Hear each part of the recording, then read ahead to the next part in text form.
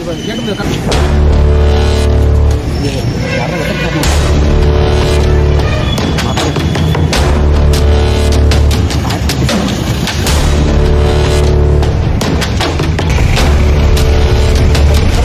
भाई बोले क्या था, क्या काय के लिए आप आए?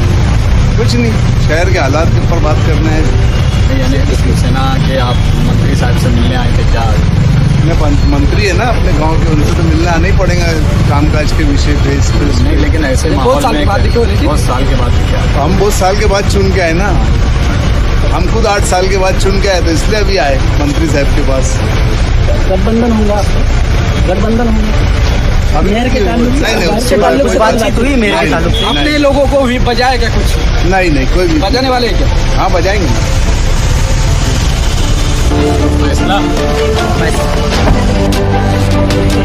सर